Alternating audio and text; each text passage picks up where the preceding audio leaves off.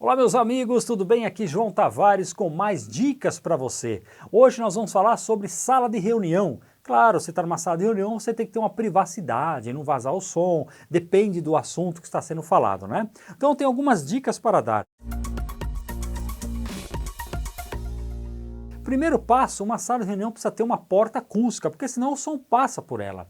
As portas acústicas são boas, elas são sólidas, tem guilhotina na parte de baixo, batente, contrabatente, então elas dão um isolamento de 25 até 38 dB as nossas portas acústicas. As portas comuns são madeira oca, né? Elas não têm recheio, são leves, pelo peso dela você já vê que ela não isola, então por ali é um lugar que vaza som.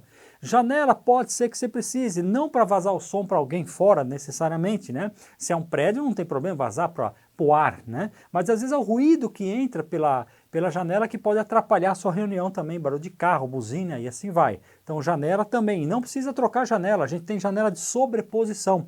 Mantenha a sua janela e a nossa sobreposição que a gente trabalha, depois você vê um vídeo nosso sobre nossas janelas, que lá explica direitinho, bem como tem de porta também, para você ficar mais a par dos nossos produtos, tá?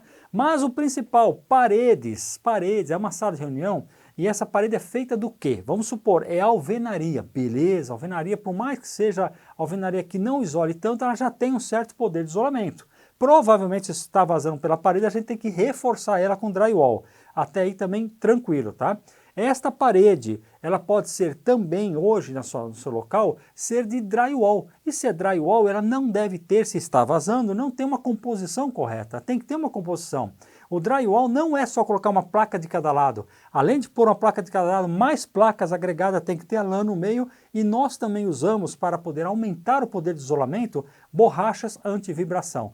Tudo para proporcionar o melhor resultado para você, nosso cliente. Tá? E outro detalhe importante, a parede, às vezes o pessoal fala, vaza pelo teto. Vamos supor que tenha laje em cima. Essa parede de drywall não pode parar no forro, ela tem que subir, ela tem que atravessar o forro e parar na laje, se for o caso de laje. Se for o caso de um telhado, tem que subir o máximo possível até o telhado, senão o som passa por cima, chamado de septo ou pleno, entre uma sala e outra.